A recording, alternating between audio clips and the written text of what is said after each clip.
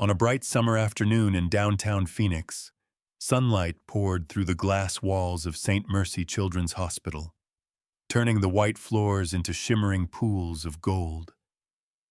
Nurses chatted softly, families drifted through the halls, and the city outside hummed with its usual warmth, never suspecting that an ordinary day was about to fracture into something unthinkable. A 7-year-old girl in a pastel pink jacket sat quietly in her wheelchair near the lobby window, her blonde hair glowing in the sun, brown boots barely touching the floor. She looked fragile, almost invisible in the summer brightness, but two beings noticed her instantly. Two towering German shepherds, elite police dog partners, lifted their heads at the exact same moment. Their ears pricked, their muscles tightened. They weren't reacting to sound. They were reacting to danger. Nearby, Officer Daniel Carter felt the atmosphere shift, the breeze from the air vents seeming to pause, the easy calm of the hospital turning unnaturally still. Then the K9s growled, low, steady, focused. Their gaze locked onto the little girl in pink, as if they sensed a threat no human eye could see. And beneath Phoenix's warm summer sun, the first tremor of a hidden terror began to surface. Before we begin, don't forget to like, share, and subscribe to support the channel. Summer in Riverside City was always warm, bright, and a little too honest. Its sunshine had a way of revealing everything it touched.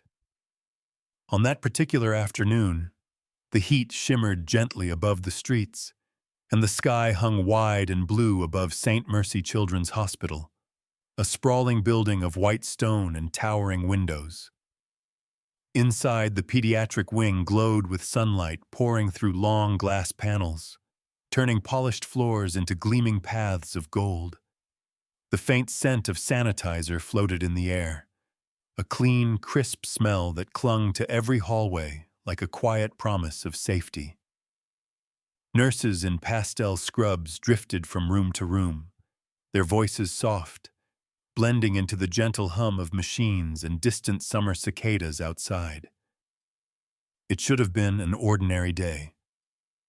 Officer Daniel Carter moved with deliberate calm down the bright pediatric corridor. He was in his mid-30s, tall with a sturdy athletic build earned not by vanity but by years on the job. His dark hair was clipped short, a few strands silvered early by stress rather than age. His jaw was strong, clean-shaven, the kind of face that looked carved rather than grown.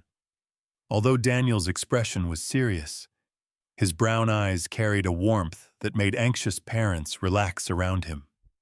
He had once been impulsive, a rookie marked by rash decisions, but the loss of a partner 5 years earlier had carved steadiness into his bones. Now he carried responsibility the way others carried breath. Constant, quiet, unshakable. Beside him walked his partners, two German Shepherd K9s named Max and Rocky. Max, the older of the two at 8 years old, was massive even for his breed, with thick black and tan fur and a scar along his left flank from a confrontation years earlier. He was disciplined, steady, and watchful, an old soldier with a heart that beat only for duty. Rocky, 5 years old, was slightly smaller, leaner, with darker fur and bright, eager amber eyes that caught every flicker of motion. Where Max was stoic, Rocky was spirited, sharp, reactive, and exceptionally intuitive. Both wore black harnesses with bold silver plates reading "Police Dog," the metal gleaming under the hospital lights. Their paws clicked softly on the tile floor, a calm, rhythmic duet announcing their presence. Parents often smiled when they passed. Children pointed with excitement. Even in a hospital, police dogs made people feel safe. But safety ended in a single breath. Without warning, Without any sound or cue, both dogs stopped dead. Their bodies stiffened instantly, like two statues turned alert by lightning. Ears shot upward, tails froze, muscles bunched tightly beneath their fur. Daniel halted, pulse jumping. "What is it, boys?" he murmured. Max's head swung sharply toward the waiting lounge to their right. Rocky followed, a low rumble building in his chest. Daniel felt a ripple of cold spread through him. These dogs did not react to nothing. Ever. His gaze followed theirs. There, partially hidden behind a broad potted ficus, sat a little girl no more than 7. She was small, fragile-looking, with soft golden blonde hair that curled at the ends, catching the sunlight like threads of pale honey. Her skin was fair, almost too fair, with a faint summer flush across her cheeks. Despite her natural beauty, she looked exhausted, her eyes, wide blue shimmering, carrying the dullness of quiet fear. She sat in a wheelchair, its metal frame polished but old. Her outfit was simple but striking. A pastel pink summer jacket, a white cotton shirt, light blue jeans, and brown low-ankle boots, scuffed slightly at the toes. Her legs dangled loosely, motionless, pointing downward without strength. Completely limp, but it wasn't her legs that caught the dog's attention. It was the old leather bag clutched tightly against her lap. She held it as if it were part of her body, her knuckles pale beneath the 2 large brown gloves she wore. Max growled, a deep, warning growl. Rocky answered with a sharper, higher snarl. Then, as if triggered by one silent command, both dogs lunged forward, the leashes snapping tight in Daniel's grip. Their barks exploded through the hallway, thunderous, frantic, desperate, not aggressive, urgent. The corridor erupted. Parents jumped away, shielding their children. A nurse named Sarah Donovan, a tall, brown-haired woman in her 40s with a kind but easily startled nature, dropped a tablet in shock. Her slender frame stiffened as she gasped, pressing herself against the wall. 2 orderlies rushed forward. One was a burly man named Miguel Torres, dark-haired with a thick beard and a calm personality hardened by years of working emergency rooms. Yet even he stepped back when the dogs roared past. A security guard, Evan Price, a broad-shouldered ex-Marine with strong features and a stern demeanor, sprinted toward them, hand already moving to his radio. His instincts were strong. He'd seen violence before, overseas and at home, but even he hesitated at the intensity in the dog's eyes. "Hold them back," someone shouted. "Get those dogs under control." Daniel dug his boots into the glossy floor as Max and Rocky dragged him forward with terrifying force. Their claws scraped loudly, their eyes locked not on the crowd, not on danger, but on the girl's trembling hands wrapped around that old leather bag. All around, the pediatric wing dissolved into chaos. Crying children, startled nurses, alarms starting to beep from sudden movements. But the dogs saw only one thing. Only her. "Max! Rocky! Heel!" Daniel ordered, voice cracking under the tension. They didn't listen.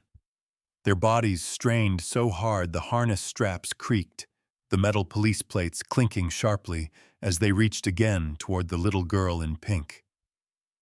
Her blue eyes met Daniel's for a single, heartbreaking second. Frightened, pleading, silently begging for something no one understood yet. And then, "Hold the dogs back!" Evan shouted. "Now!" Daniel braced himself just as Max made one final lunge, dragging him a full step forward.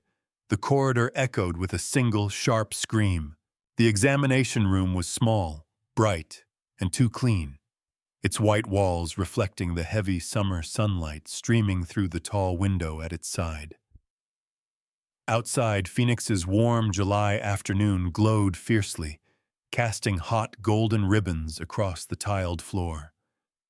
Inside, however, the air felt unnaturally still, as if the moment the little girl entered, the world itself held its breath.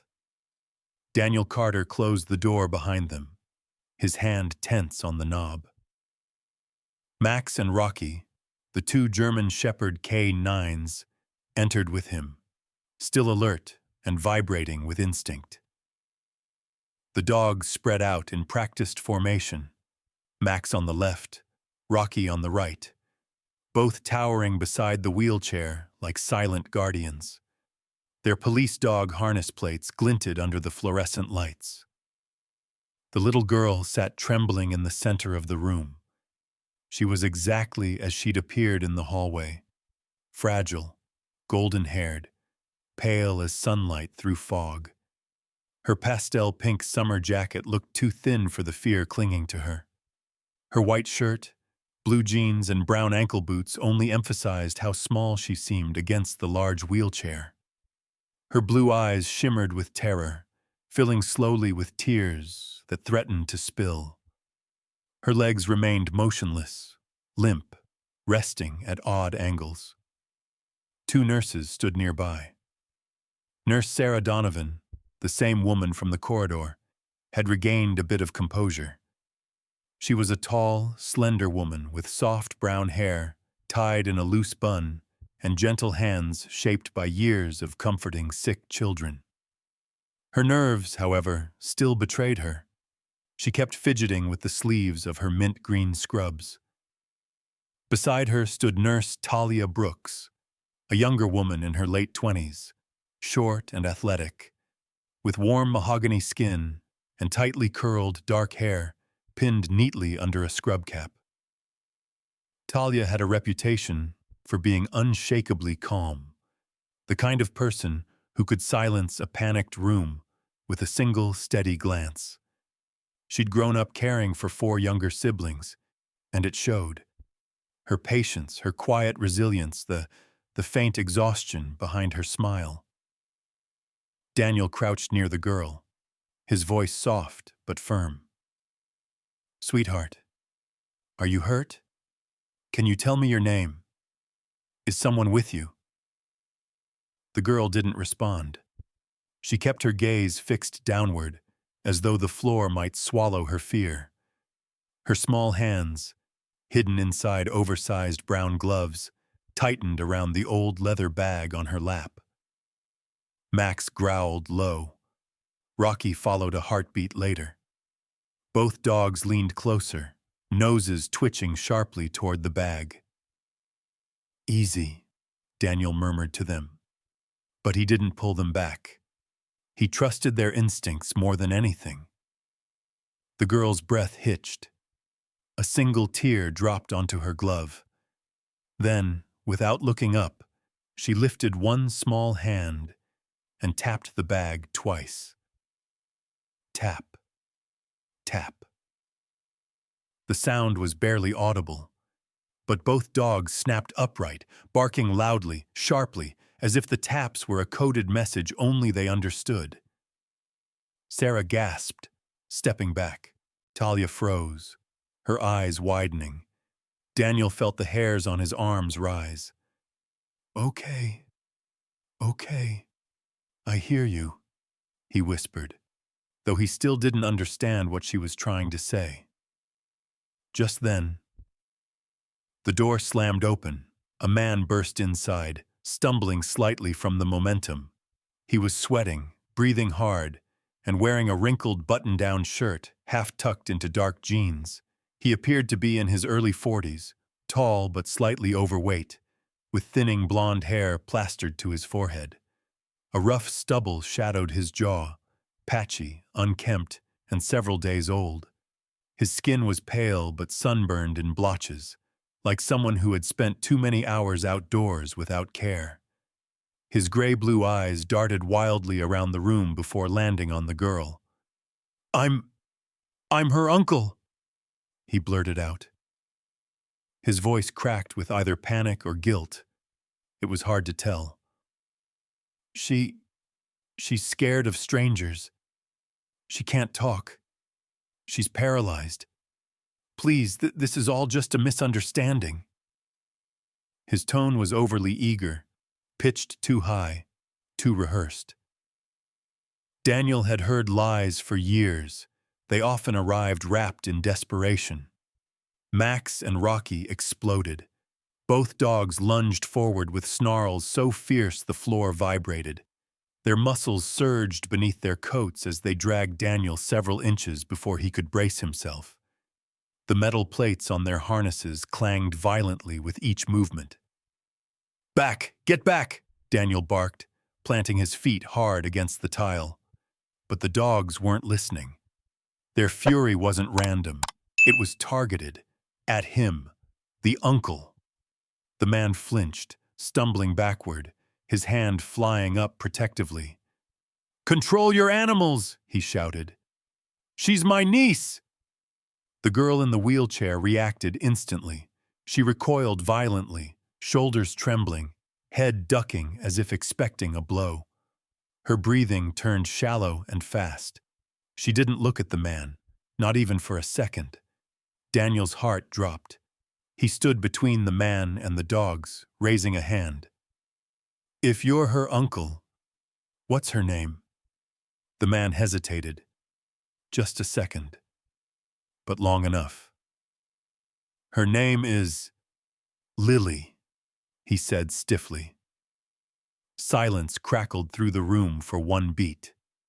Then, both dogs unleashed a furious, synchronized roar, lunging so hard Daniel's arm jerked backward. The girl squeezed her eyes shut, tears spilling down her cheeks. And the chapter ends. Max and Rocky snarling at the man who claimed to be her uncle, the child shaking violently, the lie hanging heavy in the summer-lit room like a trap finally snapping shut. The hallway outside the examination room had grown tense and heavy, as if the summer sun beating through the tall windows no longer dared to follow what was unfolding inside. The man who had burst in earlier, the so-called uncle, was now being held just beyond the doorway by hospital security. His muffled protests and sharp, nervous breaths drifted faintly into the room, puncturing the otherwise sterile quiet. Inside, the atmosphere vibrated with a fragile, trembling stillness. Daniel Carter stood near the little girl in the wheelchair, his posture steady, but his heart beating too quickly.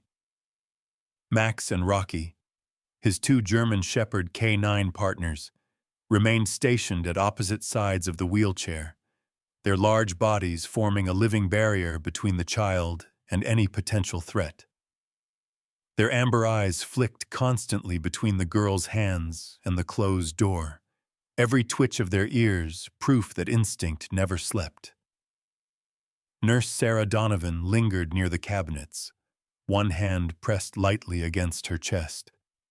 The shock on her tall, slender frame had softened into something more maternal, protective. The other nurse, Talia Brooks, stood closer to Daniel. Her athletic build was tense.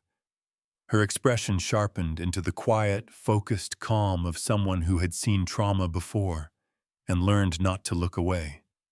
Daniel lowered himself to one knee beside the girl. Her golden hair caught the bright overhead lights in soft glints, but her face remained pale, drained of life, like a child sculpted from summer light and fear. She still wore her pastel pink jacket, white shirt, blue jeans, and brown boots, the same clothes she had arrived in. Yet now they felt hauntingly small on her trembling frame. "Sweetheart," Daniel murmured, "you're safe here. If something is wrong, if someone hurt you, you can just tap. You don't have to speak." Her hands lifted slowly, the brown gloves far too big for her delicate fingers. Then, tap, tap, tap, 3 taps, clear, deliberate, terrifying. Max barked first, a deep sound that reverberated through the room like a warning shot. Rocky followed with a sharper bark, circling half a step, planting himself even closer to the girl. The dogs knew exactly what 3 taps meant. Daniel did too. "All right," he whispered, voice tight. "Show me." He slipped on a pair of latex gloves. The material snapped faintly, a tiny sound swallowed instantly by the tension crushing the room. The girl hesitated, her eyes flickering briefly to the hallway where the man waited. Her body shuddered. She held the leather bag tighter, but after a deep, trembling breath, she loosened her grip and pushed it forward just half an inch. That was enough. Daniel slowly unzipped the bag. The sound of the zipper seemed too loud, too sharp, echoing against the sterile walls.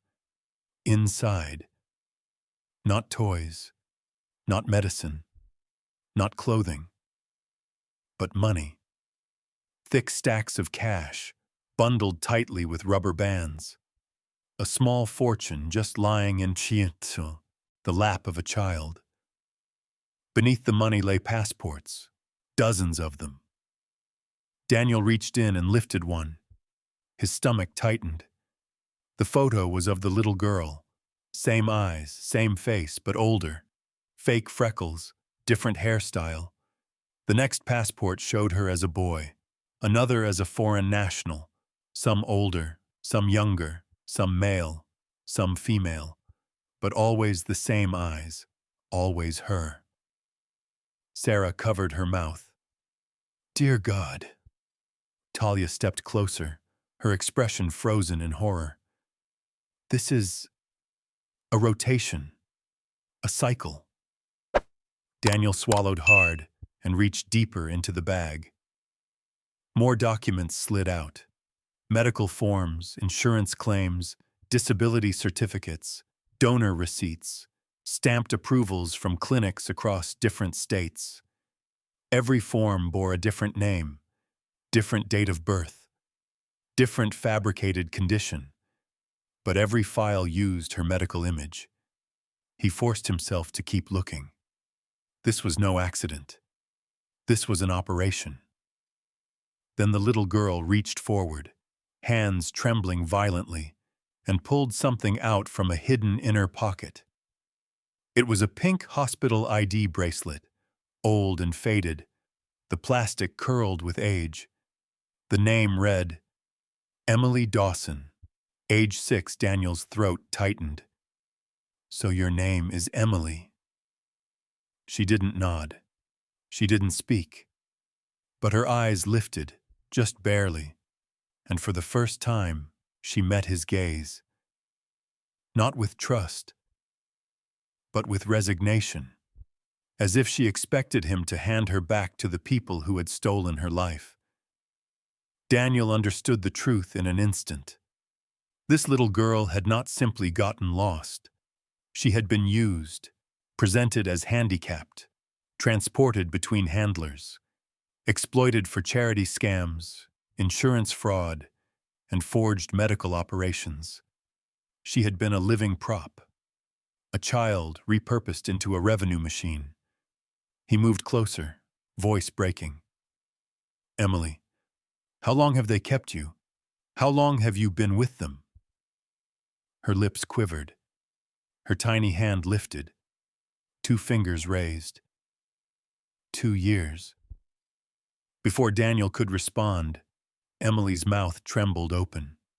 A dry, cracked whisper forced itself past her lips. 2 words so fragile he wasn't certain at first he'd heard them. "Help. My baby." The room froze. Sarah's breath hitched. Talia clutched the side of the exam bed. Max and Rocky stiffened, growling low, their ears pricked toward the hallway. Emily's eyes filled with tears, not of fear this time, but of desperate urgency. And the chapter ends there. Emily whispering a plea that shattered the air, leaving Daniel and the two K9s suspended in a moment balanced between revelation and terror. The moment Emily's cracked whisper filled the examination room, "Help, my baby," every person inside felt the air change. It thickened, tightened, vibrating with the kind of terror born only from truth spoken too late. Max and Rocky stiffened instantly, their bodies forming rigid lines of instinct, ears pivoting toward the hallway where the man who claimed to be her uncle was being held. Daniel stood slowly, every muscle tense, the weight of Emily's plea anchoring itself into his chest like a hook. "Keep him restrained," Daniel ordered through the doorway, his tone edged with steel. "Search his belongings. Everything." Two hospital security officers, both previously unnamed figures but now deeply essential, moved in. One was Officer Grant Matthews, a tall man in his mid-50s with thinning silver hair, a weathered jaw, and the rigid posture of someone who had once served in the military. His blue eyes were sharp, disciplined, but softened only slightly by age. He had seen the worst of people before, which made him effective, but also deeply distrustful. Beside him was Officer Lena Ruiz, a short but muscular woman in her early 30s with bronzed skin, dark eyes, and tightly braided black hair. Lena had a reputation for being direct, no-nonsense, and fiercely protective of vulnerable patients, traits forged from growing up with a chronically ill younger brother. Grant seized the man's backpack while Lena kept her baton ready. The man thrashed in their grip, sweat slicking his temples, face blotched with panic. "I told you, I'm just family. I didn't do anything," he insisted, but his voice cracked under pressure. Grant opened the bag. Silence fell. Then a wave of dread rolled through the corridor. Inside were multiple children's passports, small and colorful like grotesque trading cards. Next, stacks of guardianship papers, travel schedules, and hospital transfer forms covered in messy handwriting and mismatched signatures. There were names of different states, different clinics, different children. "Dear God," Lena whispered, her voice trembling despite her hardened exterior. When confronted, the man's bravado collapsed. "I'm just transport," he muttered, shoulders sagging. "Just transport. The boss, he's here. Today. He's coming for the girl. She's worth more now." The words were oil on fire. Max and Rocky suddenly jerked forward with violent force. Their noses lifted, twitching sharply. Something was pulling them. An invisible trail of scent, fear, danger, all braided into one unmistakable direction. Daniel didn't hesitate. "Let them lead. Go!" They charged through the hospital hall, sunlight from the tall windows beating across the floor like strips of gold as the dogs sprinted ahead. Parents pulled their children aside. Nurses pressed their backs to the walls. The two K9s ran in perfect tandem, guided by a scent only they could understand. Something that clung to Emily, something toxic and cruel. They raced past the MRI unit, where a technician named Howard Bishop, a lanky man in his late 40s with thinning sandy hair and an absent-minded expression, peered out confusedly, but stepped away when he saw the urgency. They passed elevators lined with posters of smiling cartoon animals. Then they veered sharply left, toward the service stairwell. Max reached the door first, slamming a paw against it. Daniel flung it open. Down they went. 1 flight, 2 flights, 3 flights, until the air turned colder, denser, with a faint metallic tang. They had reached the technical basement, rarely visited except by maintenance crews. The lighting was harsh neon, flickering in long, silent pulses that didn't belong to a place meant for healing. Rocky let out a low growl, teeth bared. Max pressed forward down the narrow hall. At the far end, a cold storage room door stood ajar. Daniel's skin crawled. They stormed inside. A small cargo container sat in the center, its metal edges frosted with cold. Daniel approached and pulled the latch. The door creaked open. Inside, 3 small children, unmoving, drugged, their tiny wrists bound with plastic ties. One wore a faded hospital gown. Another still had a broken medical bracelet. The smallest was wrapped in a blanket that smelled faintly of antiseptics and fear. Talia, who had followed them down, covered her mouth with trembling fingers. "Oh no! No!" A sudden clatter echoed from the hallway. Max spun toward the sound. Rocky lunged forward. A man in a white doctor's coat appeared at the far end, his ID badge swinging. He was tall, with narrow shoulders and pale skin, but his face, sharp cheekbones, thin lips, dark eyes, looked too calm for a man who'd just stumbled upon a crime scene. His black hair was slicked back, and his hands, a little too steady, tightened around a clipboard. When he saw Daniel and the dogs, he froze, but only for half a heartbeat. Then he turned sharply toward the emergency exit. "Stop!" Daniel shouted. The man ran. Max and Rocky bolted. Rocky closed the distance first, cutting him off by leaping into his path. The man skidded backward. Max struck from the side, slamming into him with controlled force. The clipboard clattered to the floor. The man collapsed, face pressed against the cold concrete. Grant and Lena arrived seconds later, restraining him. Pinned to the ground, the man let out a low chuckle, a sound too calm, too smug.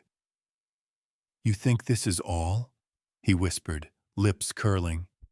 "You think it's just the kids down here?" The words echoed through the basement like a curse, and the chapter ends there, his chilling smile lingering as the fluorescent lights flickered overhead. By the time the captured man's final, taunting words drifted through the cold basement, "You think it's just the kids down here?" The hospital above had already shifted into a coordinated storm of motion. Detectives arrived. IT specialists pulled surveillance data, and federal agents contacted by Daniel began tracing financial trails so tangled they stretched like spiderwebs across state lines. What emerged over the next hours was not simply a crime. It was an entire underground marketplace of forged identities, medical fraud, and child exploitation. Hospitals across multiple cities had unknowingly served as brief stops in a business built on stolen childhoods.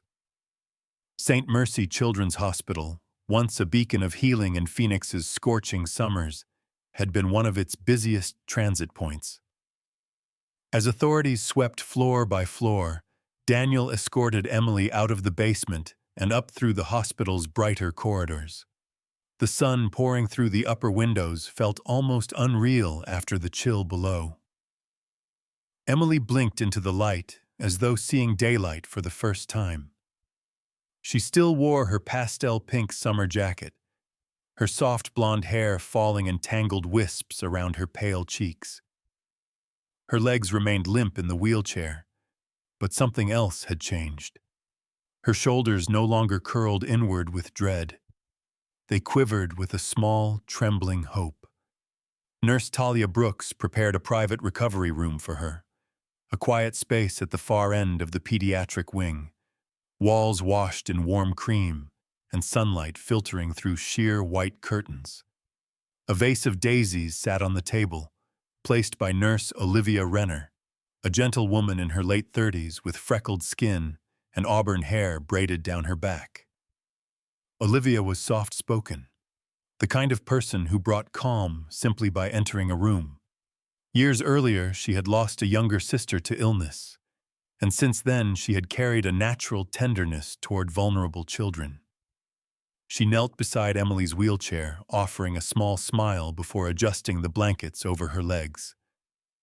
Max and Rocky entered next, their harness plates reading "Police Dog" glinting brightly as they settled into the room like two guardians returning to their post. Max lay on the left side of the bed, his head resting gently on the mattress edge. Rocky curled near the foot of the bed, body forming a warm barrier between Emily and the door. Whenever she trembled, at a loud sound in the hallway, at a distant voice resembling someone from her past, one of the dogs nudged her hand with a warm nose, grounding her back to the present. Daniel stood near the door, speaking with Detective Marcus Hale, a broad-shouldered man in his mid-40s with deep-set hazel eyes and a short, trimmed beard peppered with silver. Marcus was known among law enforcement for his quiet intensity. His wife's disappearance a decade earlier had carved a permanent determination into his nature. He was the kind of man who solved cases through patience rather than force, analyzing details others missed. And today, he wore a look Daniel hadn't seen on him in years. Relief. "We reached the parents," Marcus said softly. "They've been searching for her for 2 years. They're on the next flight out." Daniel exhaled slowly, tension melting from his shoulders for the first time all day. Hours later, as afternoon sunlight deepened into the golden glow of early evening, Emily waited in her bed, eyes fixed on the doorway. Her small hands clutched the blanket with nervous anticipation. Max and Rocky sensed the shift in atmosphere. Both dogs lifted their heads, ears pricked, bodies alert but calm. The door opened. A man and woman rushed in, her parents. The father, Jonathan Dawson, was a tall, lean man in his late 30s with short chestnut hair and a sharp jaw softened by exhaustion. His once bright blue eyes were dulled by months of sleepless searching, but when they landed on Emily, they came alive like a struck match. Her mother, Rachel Dawson, a petite woman with warm, honey-colored hair and soft brown eyes, collapsed to her knees beside Emily's wheelchair, tears streaming freely. The lines of worry on her face eased as she cupped Emily's cheeks with trembling hands. For a heartbeat, the world held still.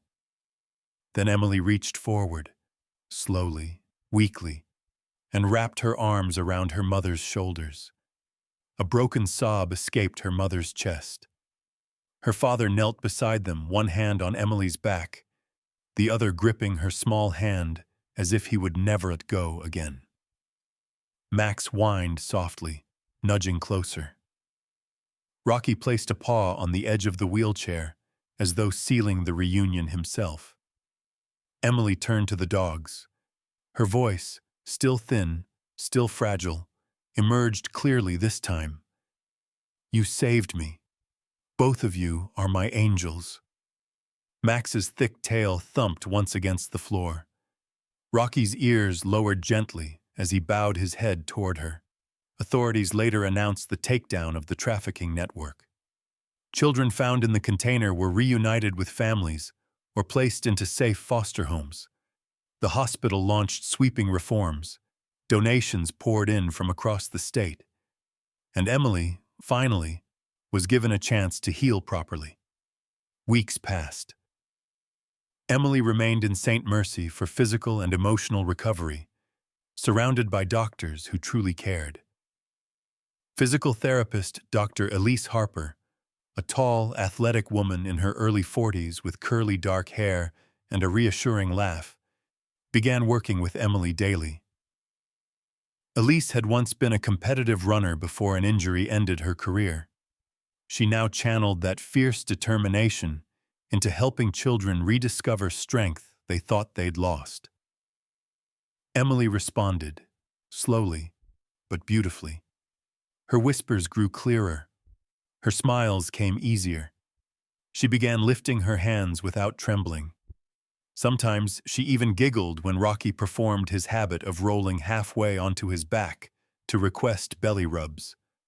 On one late summer afternoon, the kind where the sun hangs low and warm like a promise, Daniel stood at the doorway of Emily's room. Max and Rocky lay peacefully beside her bed, letting her stroke their fur as she hummed softly. Light poured in through the window so brightly that the room felt almost touched by something divine. This, Daniel realized, was what hope looked like. And in the heart of a 7-year-old girl with golden hair, summer at St. Mercy no longer felt like the season of fear. It had become the season of healing, lit by 2 German shepherds whose desperate barks had rewritten her destiny. In the end, Emily's story wasn't just about danger, courage, or justice. It was a quiet reminder that miracles often arrive in forms we don't expect. Sometimes they come not through thunder or burning bushes, but through the soft footsteps of 2 loyal German shepherds, through a whispering child who refused to give up, or through the steady hands of those who choose compassion over indifference. Some say miracles are rare, but maybe, just maybe, they're around us every day, woven into acts of bravery, kindness, and the simple willingness to listen when others ignore. And as Emily held on to Max and Rocky, her voice returning like a bloom after a long winter, it felt as though a gentle hand from above had guided every step. A reminder that even in our darkest corridors, God never leaves us alone. If you're watching this now, may the Lord bless you, protect your family, and keep light in your home. And may you always recognize the quiet angels walking beside you, whether they come with fur, badges, or open hearts. If this story touched you, please share it so more people can feel the warmth of hope. Leave a comment about your own miracle or blessing.